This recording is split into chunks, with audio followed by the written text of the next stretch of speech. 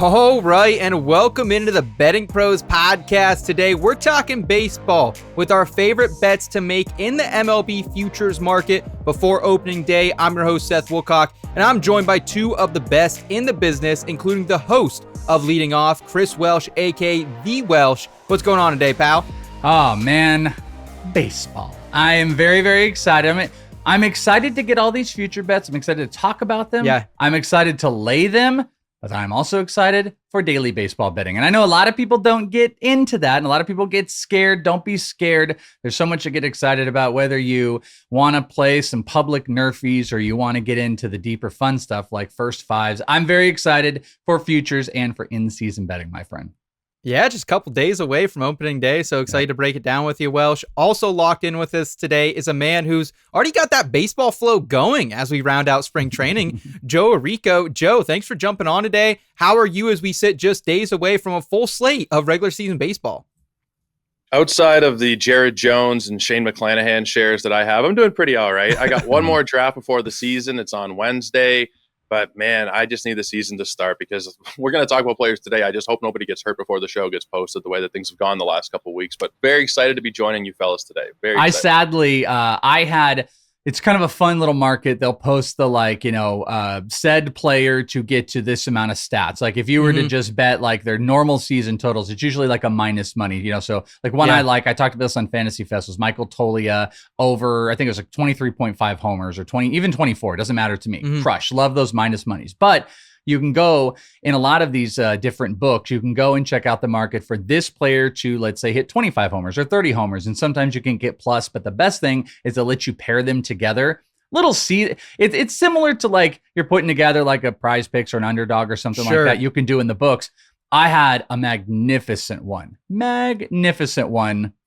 that had Jared Jones in it. No. And that one is one was killed before the season started. That's what happens when you're like Icarus and you get too close to the sun with a pitcher. Shouldn't have done it. I learned my lesson, but I still got a couple more though. Jared Jones. Well, I'm a Pirates fan over here, so I'm pouring out an icy light for our guy Jared Jones. On today's show, it looks like this. We'll break down the following betting markets: MVP, Cy Young, season win totals, and to make the playoffs, division winners, World Series winners. We'll round it out with our favorite long shot futures. As always, thank you so much for hanging out with us, either on the BettingPros YouTube channel or the audio feed. As always, the easiest way to support us is to give this video a thumbs up if you enjoy this type of content. Also, subscribe to the channel if you're new. And all right, gentlemen, let's go ahead and jump into the MVP picks. Looking at the odds, starting in the AL, reigning AL MVP Aaron Judge of the Yankees. He's the favorite at plus 310, with Bobby Witt Jr. of the Royals plus 450, Gunnar Henderson of the Orioles plus 850, not too far behind. And then on the NL side of things, we have reigning NL MVP Shohei Ohtani of the Dodgers plus 170 in his return to two-way play, and Juan Soto, who just got a massive payday from the Mets, plus 600, and Fernando Tatis Jr. of the Padres at 10-1. Welsh, do you see any value here with the favorites? So in the NL, no, I don't, because Shohei Ohtani. I mean, here's a positive look.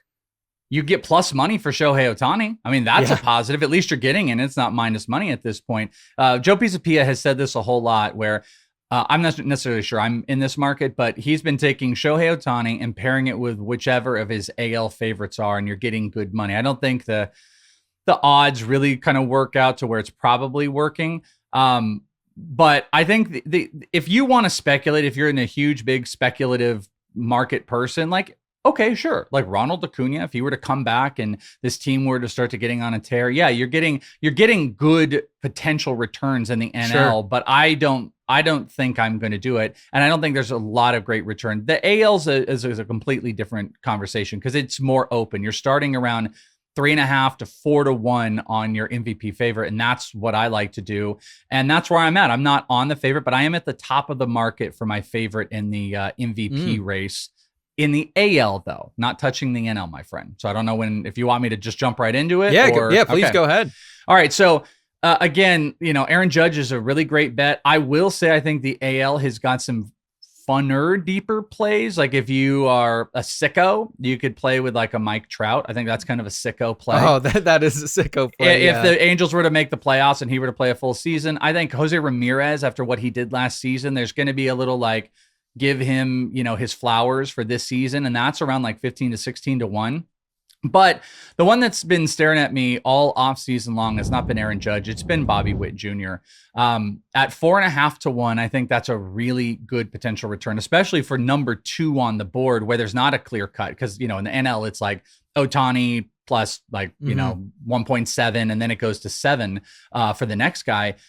Bobby Witt Jr., coming off of these 30 potential seasons every single year, complete 5-tool player. Also, I think the Royals are a sneaky team to make a pretty good push into the playoffs this year. They've got a pretty robust minor league system. If they want to make some aggressive pushes in season for more pitching, Jonathan India at the top of the lineup is a great table setter. Let's hope Vinny Pasquantino's okay. But at the end of the day, Bobby Witt has pushed himself every single year into that conversation because he almost alone is carrying this team. So I think the Yankees are on a little bit of a downtick. Obviously, if they are to bounce back from all their injuries, Judge is going to be a big force of that. But I think with the Royals' potential playoff push coming, with the assets that they have kind of built around, it's not a superstar team, but Bobby Witt is getting superstar treatment. I think at 4.5 to 1 for a guy that's already getting, first MVP votes from last season, I think Bobby Witt Jr. is my favorite in here. It's not super sexy because you're, season-long bets, you'd love to get like 8, 9, 10 to 1. Sure. But 4.5 to 1, give me Bobby Witt Jr. AL MVP.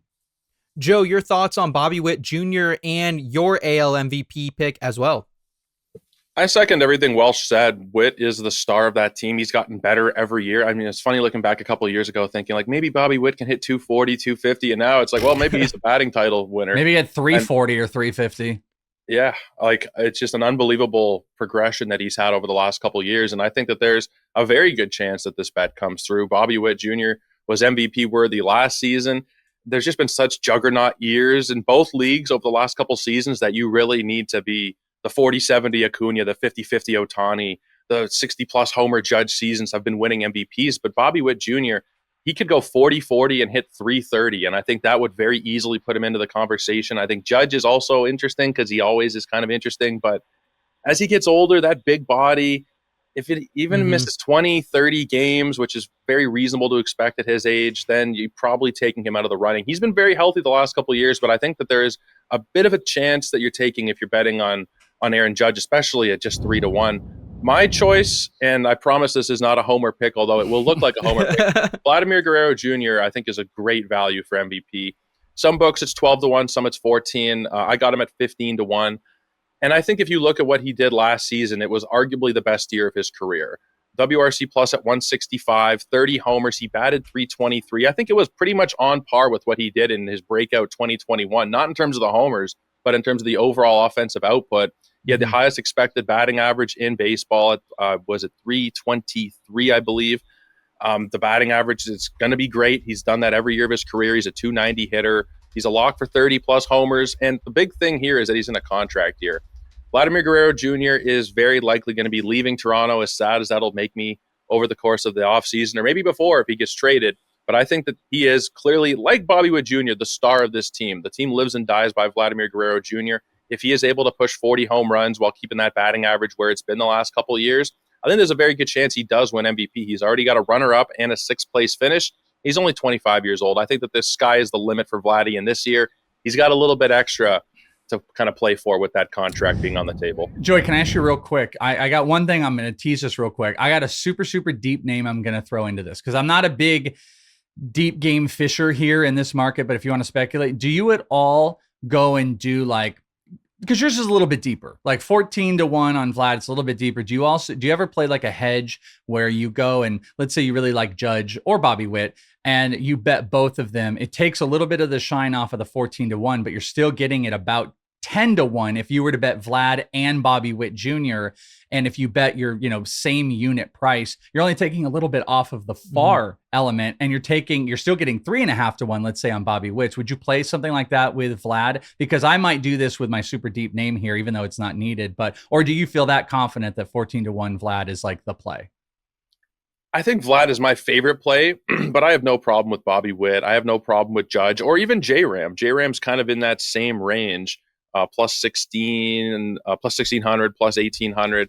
I don't mind mixing and matching and taking one of the other kind of favorites there because I'm very confident in Vladdy, but it's not a slam dunk by any means. I just think the line is really valuable there, 14-1. So the one name I'm going to just throw out to you real quick. If you want a deep play name at plus 6,000. Oh, Alex Bregman in the AL. Alex Bregman at 6,000 plus 6,000, 60-1 on that Red Sox team, on a Yankees team that seems to be fumbling on the rotation. Red Sox could take the division. He's in a new hitter-friendly environment. We've seen big home run years, could be big RBI totals if he's hitting 2 or 3 at the lineup. Complete 5 tools. Boston could unlock him, and he could end up being a catalyst where a guy like Rafael Devers moves to the DH. Not saying it's going to happen at all, but if you're a long shot play, I really like that 60-1 on Alex Bregman in the AL, just as a little penny sprinkle. The great thing about the futures market too, specifically if you're betting on like FanDuel, which heavily hedges itself, is that they're going to give you a cash out option if you're onto something. I remember last year in the Heisman market, I had a Travis Hunter ticket early 65-1, and they tried to get me out of it every single week, especially with some other futures. Like I know in the NFL, they'll do the same thing as well as motorsports. So same thing. If you want someone like Bregman there, Welsh might be worth a little bit of a flyer. And then, it might come around by mid-May, maybe June or July that they're trying to get you out of there. Yeah, no, and that's something to be on the lookout for, especially if you play in a market and they are having that early trajectory. I think it's a really good, it's a good place to be, and watch for potential buyouts. Let's go ahead. Let's shift gears to Cy Young picks. In the AL, the favorites are reigning AL Cy Young winner Tariq Skubal of the Tigers plus 350, Garrett Crochet of the Red Sox plus 550, and Cole Ragans of the Royals at 10-1. In the NL, your betting favorites are Paul Skeens of the Pirates 3-1, Zach Wheeler of the Phillies 8-1, and Blake Snell of the Dodgers at 10-1. Joe, let's start with you. Are you finding any value at the top of the board, or are you once again going off the beaten path? I'm going a little bit farther down. Like there are some lines on Skeens and Skubal that I don't really love. Plus 300, plus 250. There's a Skeens line at plus 210. I think it's just a little bit rich. There's a lot of risk with both of them, considering how fast they throw. I mean, Skubal had a healthy year last year, but before last season, he was quite an injury-plagued guy. So I think there's a bit of a risk with those lines. I think those lines are a little bit too short for me personally. Okay, so who is your long shot then? Or longer shot, I should say. I've already gotten myself in all kinds of trouble this preseason, so let's keep down this path of Jacob deGrom because I think considering the fact that he has a new UCL, the fact that there's not as much tread on his arm as there are going to be on a lot of guys his age because he just hasn't pitched a lot the last few seasons. That doesn't mean he has the arm of a 32-year-old necessarily, but he doesn't have thousands and thousands of innings built up because he's missed some time. Now that's because of the injury, but I would argue that with the surgery, freshly healing his UCL, there's a good chance he's able to stay healthy. We've talked a lot on the baseball pod over the years about the TJ honeymoon, the Tommy John honeymoon. Once you come back from the surgery, generally speaking, it doesn't work 100% of the time, but you do have a little bit of a window where you are healthy. Justin Verlander is the prime example of this in 2019. He had the Tommy John surgery, came back a year later, had the best season of his career. Actually, it might have been a year later than I said. But he had the best season of his career coming off of Tommy John at age 39. I see Jacob deGrom making smarter decisions with his arm, saying he's not going to be throwing at 99 and 100. He's not going to be maxing out. He's going to be keeping himself in the 95 to 96 range. The Rangers are going to be smarter about their usage with him too. And I think 5 to 6 inning outings, they're going to probably have him miss a few starts. But even if he goes 25 starts of 5 to 6 innings in length, hopefully pushing closer to 6, we can still get into that 150 inning range. And I think in this day and age, that's enough, especially with the production I'm expecting from deGrom, where he could very easily win the Cy Young. And the numbers you are seeing on him are in the plus 1,200, plus 1,400 type of range. And I think betting on the best pitcher in baseball makes sense when you're getting that long of an odd. Plus 1,200, plus 14, either one of those, I'm pretty happy to take a shot on Jacob deGrom at. Okay, Welsh, how do you feel about deGrom, and who is your pick for the Cy Young market? deGrom is definitely always going to be in the conversation. If he got to 160 innings, I think he could win it. And I think he probably does win it. I don't think the team thinks he's going to get there. I don't think they're planning for it. They're building around it, and history hasn't told it. So it's a calculated risk. There's a reason it's 14-1 here. He's got the stuff, but the innings really do work against him. I do have a deep play, and I've got my actual play. Okay. My actual play here, and maybe I'm boring because I'm not playing, a lot of 10-1s. I'm back into 4.5-1 in the AL. And I'm picking Garrett Crochet. I've got another Garrett Crochet bet I'm going to talk about here in a little bit. He's obviously coming off of just a phenomenal spring. Was just a ridiculous pitcher on the worst team in baseball last year. Huge Ks, walks that aren't too much of a problem. It is a hitter-friendly environment in Boston. I guess I'm very pro-Boston right now because I talked about Bregman, but it's a very hitter-friendly environment, which is something we're going to have to watch for Crochet. This is something new. Like, it could have some explosive blowout performances that could raise up the ERA, plus the division. But get back to it. Yankees are kind of tailing a little bit down. A lot of left-handers in that Orioles lineup. Rays, we'll have to see. Blue Jays, we'll have to see. But he's one of the king of strikeouts. There's going to be a ton of win opportunities. He's the top of that rotation. And I really do think Boston is going to press very, very hard this year. I wouldn't be surprised if they continue to get more aggressive in a trade market. Garrett Crochet is going to be at the tippy top of that. So I'm avoiding the NL on the Cy Young. It's very Paul Skeensy. Obviously, Chris Sale is floating around there. I just don't want to touch it. I feel really good about Garrett Crochet, but my deep play is also 14-1. It is just the opposite of Jacob deGrom. It's a guy that's going to get 200 innings. Logan Gilbert. Logan Gilbert is the pinnacle of innings. He's going to push 180 to 200 on one of the best rotations in baseball. Stuff ticking up, more strikeouts with the splitter. If they can learn to get some run scoring, we talked about this on the Fantasy Pros MLB Fantasy Fest. If you guys ever check this out, I think it was on the MLB YouTube channel. We talked about our best bets for the season. We had Derek Carty from the Bat X on, and his favorite preseason bet was Logan Gilbert to lead the league in wins. And that was, I believe, 35-1. Yes, it was 35-1 for Logan Gilbert to lead the league in wins. So you take kind of that on the projection side, a guy with those innings. If they can pick up a few more wins this season with a phenomenal closer in Andres Munoz, projections are very favorable. Logan Gilbert's a top 5 fantasy starting pitcher, but also in the wins department, he's right there. I don't think it's out of pocket to think that Logan Gilbert on that Mariners team could be in the running. So at 14-1, I think he is the best value, but my play is Garrett Crochet. Love it. Before we keep it moving, I did want to remind everyone about the BettingPros betting systems tool that is designed to help you find winning strategies and make smarter bets. You can customize your betting systems by sport, bet type, and time frame to find the best opportunities using real-time data and expert analysis. Track the performance of different betting systems over time and optimize your betting card to increase your chances of success. Download the BettingPros app today or go to bettingpros.com/systems to elevate your betting strategy and start making smarter bets today.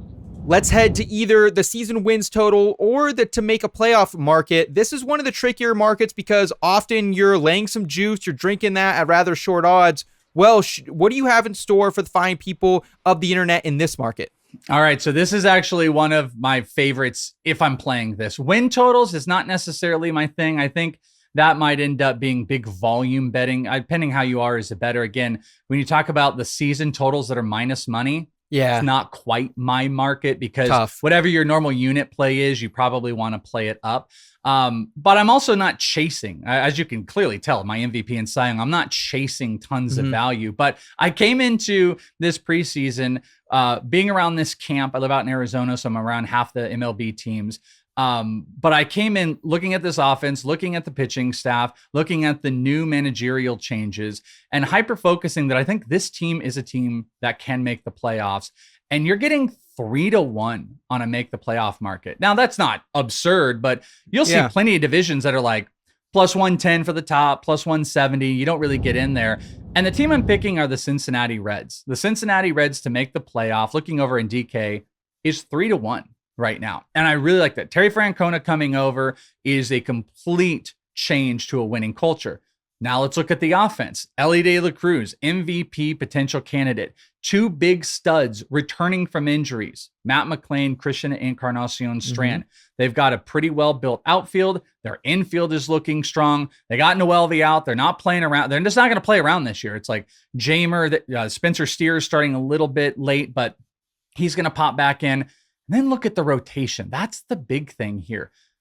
Hunter Green has completely transformed as a pitcher, looking like a true ace. He's throwing a splitter and he's throwing it more and he's commanding it. That goes with that big power fastball and slider. He's becoming a completely altered pitcher than who he used to be. Nick Lodolo looks like he's healthy and he's going to get back out there. They got Taylor Rogers to kind of bolster that bullpen. Alexis Diaz is on the IL, but they're going to put, it looks like Graham Ashcraft in there. They've got a pretty decent bullpen.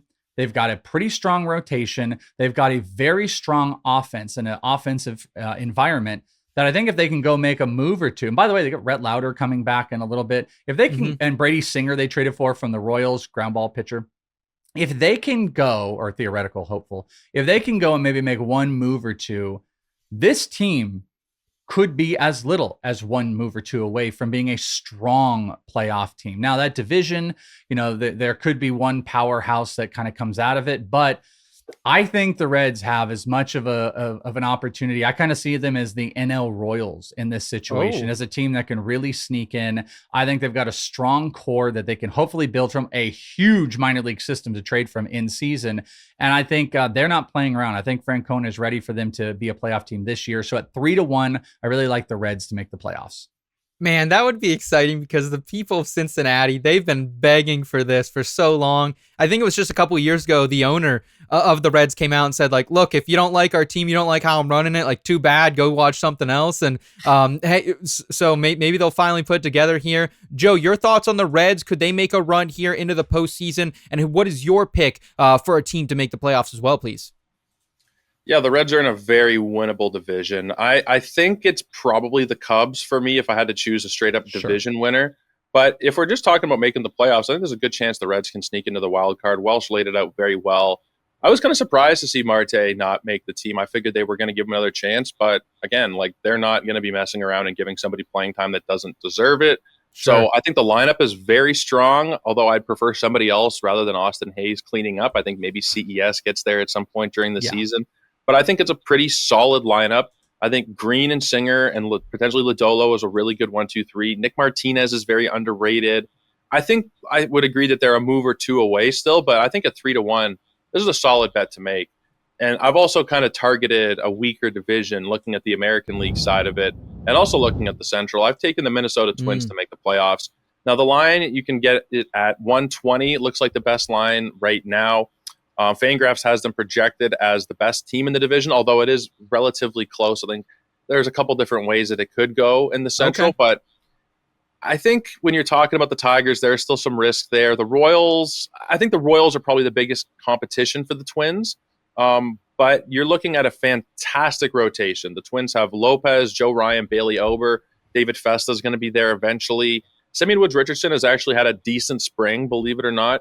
So I think the pitching is solid. The bullpen, we know Duran and Jax is a phenomenal back end.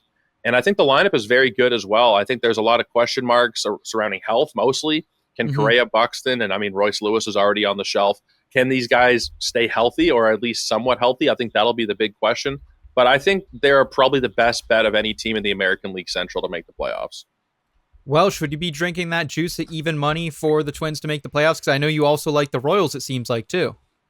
Yeah, I mean, it's a little counter to where I'm at, but strong rotation. They need bounce backs. I think, Joe Ryan's velo is something to watch. Pablo Lopez's consistency. If Bailey Ober is back where he is, one thing it's hard to argue is that they don't have like a really strong top end of the rotation and a pretty dang strong bullpen as well. And those are two big key cogs as well. Offensively, I think they've got a pretty strong overall, like if Buxton is missing time or Correa's time, they've got replacements.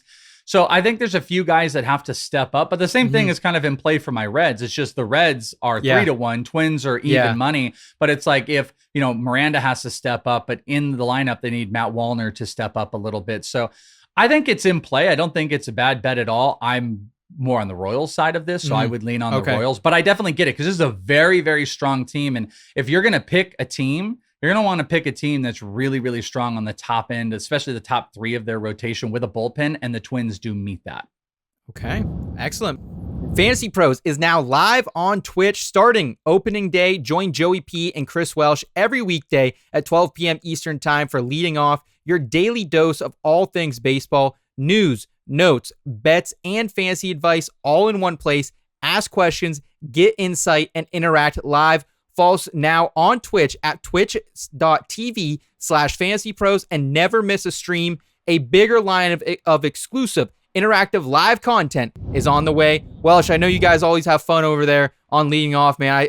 What do you call it? Peanuts and Cracker Jacks? That's your live crew over there. Seems like you guys are always having a blast interacting with them. Well, they're moving over to Twitch. We're still on YouTube. We'll still be on the Fantasy Pros MLB YouTube, daily editions of that. We're actually doing a Wednesday live stream still on YouTube. So you can catch all the great stuff, but the Peanuts and Cracker Jacks moving over to Twitch, and we have a little too much fun sometimes. Hey, that's all right, man. Let's go ahead. Let's keep having fun here on this show. Let's move to win the division odds, where they're on some insanely short odds, including the Los Angeles Dodgers all the way down at -500 to win the NL West. Chicago Cubs +125 to win the NL Central. Atlanta Braves +135 to win the NL East. And the New York Yankees still +160 to win the AL East.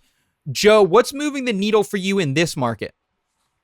My favorite bet to make, and granted, it took a little bit of a hit over the weekend with the Shane McClanahan news, but I really like the Tampa Bay Rays to win the American League East. Even with the injury to McClanahan, we got about the best case scenario, that he's not going to be going back under the knife. It looks like they're just going to rest him for an undetermined period at this point, but he will return this year. That is the main portion of it. And I don't think we're going to be looking at like a 4-month absence or something. I think we're probably looking at somewhere in the month and a half to 2-month range, and they'll get their ace back. But this is a very deep team. This is a team that was projected to start with a 6-man rotation to begin with. So they can kind of get by for a little bit with Pepio, Bradley, Drew Rasmussen, Shane Baz, and Zach Littell. Now, when I look at the lineup, that's where I kind of get excited here. I am a big fan of Josh Lowe, Brandon Lau. I always mix up my Lows and Laus, so I might mix those up at some point. Junior Caminero is also looking fantastic. I love Danny Jansen's potential in this ballpark. He was able to stay healthy. Yandy Diaz as well. Like, there's a lot of really, really solid bats. The pen is a little bit interesting. Pete Fairbanks always finds a way to get hurt somehow. But then the Rays just seem to be able to come up with 3 or 4 relievers every year that we've never heard of that are going to have a sub-2 ERA at some point. It always seems That'll to work be Joe out. Boyle. His name is Joe Boyle this year, by the way. Yeah, I think Boyle can do that. And I think there's also, who's the other guy? Mason Montgomery, I think, is another one that could be a really nice arm there that people aren't really necessarily expecting. But when you look at the projected standings on Fangraphs, every team in the American League East is projected between 81 and 85 wins. So it's very, very tight right now. The Rays have currently a 37.6% chance to make the playoffs, according to Fangraphs. I think that line is really just too good to pass up. Plus 800, shop around. You might be able to get an even slightly better line after the McClanahan news. But I've really been in on the Rays this offseason. Welsh, thoughts on the Rays, and who are you going with to win the division? Again, it's similar to the Twins. I get the logic of it. The Rays are this sneaky, weird constructed team. Some of it's not sexy, but I think the parts as a whole make sense. But I also think Boston is going to be like pretty dominant on this team. So, but to win the division, Boston is not, I think, a great play. I think Boston is my look here. And Baltimore, I mean, they're super, super sneaky here. Yeah. My play, though, I'm going to go back to it. We've already talked about it. I'll be quick about it. Is the Royals. And you're getting the Royals at almost 3-1 to win their division. I think the odds are really great. It's kind of spread out a bit with some plus money odds. But going back to the rotation talk, Cole Reagan, Seth Lugo, Michael Wacha. I love that 3-punch. Very, very good bullpen with Carlos Estevez and Lucas Erceg on the back end. Those are things you're really trying to be hyper-focused on. Jonathan India really kind of pieces that offense together at the top. Again, we're going to watch for Pasquantino, but I think it's a winnable division. I think if I'm betting Bobby Witt to win MVP, it's going to be due to his carrying, and Cole Reagan's maybe even taking another step up. So at almost 3-1 at plus 270 for the Royals to win the division, that's the type of bet I'm looking for here. Love it. Love it. Let's go ahead. Let's talk World Series, gentlemen. 30 teams, or at least 29, excluding the Pirates. They're setting out with hopes to hoist the Commissioner's Trophy this season, but only one of these organizations can call themselves the World Series champion. The favorites are as follows, coming from DraftKings: the Dodgers plus 290, the Braves plus 750, and the Yankees plus 850. Welsh, where are you going with your play to go all the way?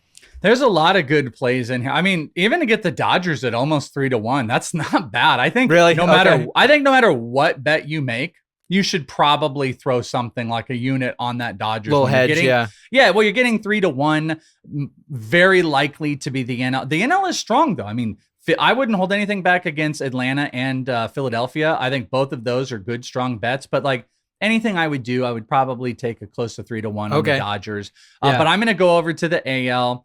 Kind of sticking with a theme here. I am getting value. This isn't a usual big play of like World Series winner at this point. You're probably looking for someone that can carry throughout the season. Maybe you can buy out of it, or if things really push your way. At 20-1, the Boston Red Sox. Boston Red Sox at plus 2,000, 20-1. I'm going to make that play. I think Walker Buehler is a big extra punch for them. I've already talked to you about Garrett Crochet. I actually like the back end of their bullpen. Aroldis and Liam Hendricks, if we can stay healthy, is not a bad punch there. Offensively, I think they are crazy strong, and they still have the pieces that they were potentially talking about trading during the offseason. Wilyer Abreu was someone that some thought would go in a Garrett Crochet trade. They've got Marcelo Mayer. They have got Roman Anthony. Christian Campbell made the roster. I think they have chips if they wanted to go after a Sandy Alcantara or anybody. If a team falters and they want to make some moves, I think that division, the AL East, is for the taking right now. And I think the Boston Red Sox have positioned themselves to really be able to take it. And if they keep going, it could be World Series bound. So 20-1, I'm going to take the Red Sox. We need to get you a Red Sox jersey. There's way too many Red Sox fantasy analysts out there. We don't need another one, from Ponce to Garrett Crochet. We got plenty of them, but I do like this team. Yeah, I got Mayer. We got too many Red Sox guys already, but I'm very pro Red Sox. I like the Rangers this year and a lot of their fantasy assets. But from a betting market, I think there's just a lot of value on that Boston team right now. I see you got a bunch of signed balls behind you. Got any like Kurt Schilling, any Big Poppy back there, any former Red Sox? Oh, former Red Sox. We got a Chris Sale, former Red Sox. Back here. We have a I have a Jarren Duran, but I can't show it to you because it is inscribed with something that he ran with last year, if you guys know what I'm talking about. So I can't, it wouldn't be good for, not that, but the, whoa, no, it's a ball that we're not going to show on here. Okay. But, yes, I do have Jarren Duran. I got a couple Red Sox in here. Okay. All right. Joe, your thoughts on the Red Sox, and you also have a couple plays, including one in the Dodgers. First, Welsh, I was like, did he write a slur on the ball or something? No. It's a branding. It was more of a branding thing for him. You're making me nervous here, Joe. Oh man, I like the Red Sox. I just think the lineup is maybe a little bit iffy in the bottom half, and I wouldn't really think that so much if it wasn't for the Rafael Devers shoulder stuff that kind of worries me. But I think at 20, I've actually seen it at 25-1. Like I think it's a fair bet to make. Like I mentioned earlier, the American League East is very tight. I think it's actually probably the weakest it's been in several years, and it's a very winnable division overall. We've seen a lot of injuries in the preseason. The Yankees aren't what they were. The Orioles are not a serious team. They're just not. They've proven that this offseason that they are not going to make moves. Kyle Gibson was their signing recently. Like, they're just not serious. So I think the Red Sox are a good bet to make there in the 20 to 25-1 range. The one that I am going with here, well, I have two of them. I'll just mention the Dodgers because I think that that's a great line. I'm seeing it plus 310. Looks like the best mark I can find. That's crazy that is a good line for a World Series champion. That's insane. I know, but just considering how great they are, how deep they are. Are they the best team you guys have ever seen on paper ahead of a season, you think? I think some of those old like Yankee teams and like, I'm thinking about like, you put like Teixeira and Alex Rodriguez, like those were like monster. And if you look at the Dodgers, the back half of not to like pick on them, but like the back half of the Dodgers, like even lineup where it's like Andy Pejas and like Max Munn. You're like, okay. The Mhm. rotation is going to be sick, and the top end is absolutely sick, and they got a great bullpen. But I the first thing that came to mind when you said that was I thought about that like Yankee, Teixeira, Alex Rodriguez team, all that. Just looking at that Vera, lineup, their lineup in 07 was Posada, Cano, Jeter, A-Rod, Matsui, Bobby Abreu, Jason Giambi, Melky Cabrera, Johnny Damon. Johnny Damon, there's an old Red Sox too. Yeah, there you go. Johnny Damon won a World Series with the Red Sox and the Yankees, I believe. I might be wrong on that. But my kind of more long shot bet is the Rangers. And I've already mentioned earlier how much I love Jacob deGrom. This one is at 25-1. 22-25 is kind of the range you're seeing it. But that lineup, I think, is just – honestly, I think they have the best lineup in the American League if everybody stays healthy. From top to bottom, Simeon, Seager, Langford, Peterson, Garcia, Young, Carter, Berger, Heim. Like, that's a great lineup.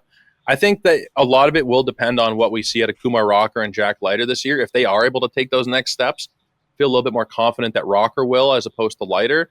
But if even one of them is able to take that next step forward, and then you got Nathan Eovaldi, who is steady Eddie there every single year. Sure. Maybe there's a mid-season addition. I think if there is an addition, it should probably come in the bullpen. They have Chris Martin, who's about to be 39 years old, as their closer. And while he was good last year at age 39, you just never really know. So there is a little bit of risk, but I think the line is very well set for value at +22, +25 to 1.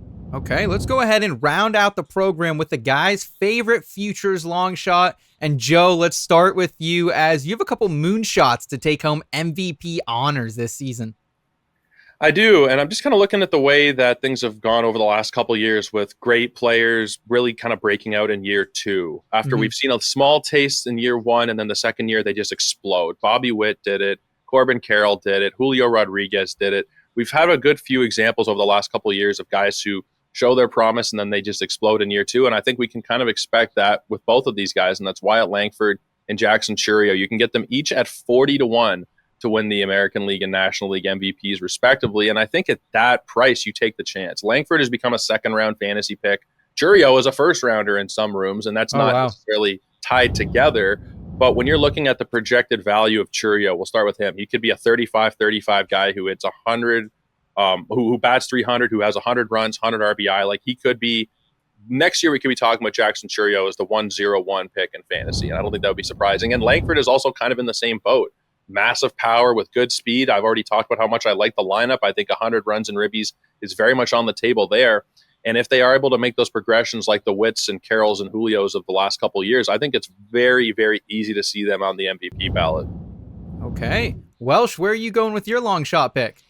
All right, I got 2. I'm actually going to throw 2 at you. Ooh, okay. Little versions, again, of the Fantasy Fest. I talked about some of these, but this is a new little wrinkle. One of them was talking about Michael Toglia's homers. And, you know, you can get like -110 for 23.5 over. I really like Michael Toglia this year, hitting in Colorado. He had 25 homers last year. Projections do have him around 24 and 25, but the goofy thing is like you see projected uptick in batting average. He had an XBA last year of 244 and he hit 218.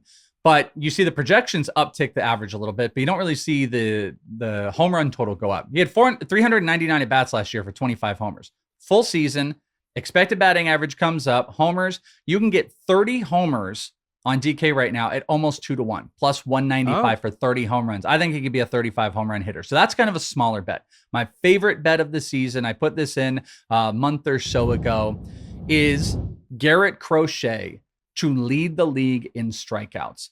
You can get this at 10-1.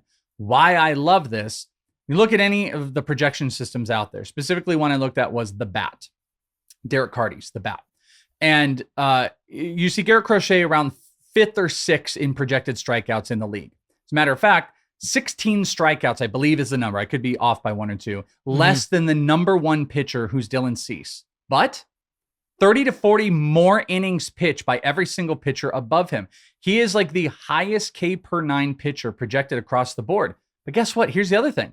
He's only projected for like 4 more innings than he pitched last season. And now you're talking about pitching on a contender. The White Sox last year pitched him like these weird 3 innings, blah, blah, blah later. Projections are not really necessarily built around innings pitched. And that's a lot of people will talk about that.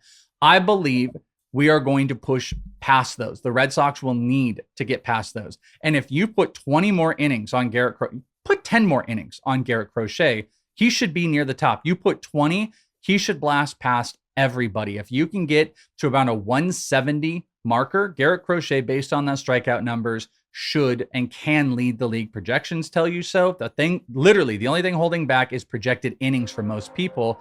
Division, ballpark, those are some big questions. But at 10-1 for one of the highest K per 9 pitchers in baseball, one of the highest K percentage guys on this team, I like Garrett Crochet to lead the league in strikeouts at 10-1, and maybe you can even get a better number.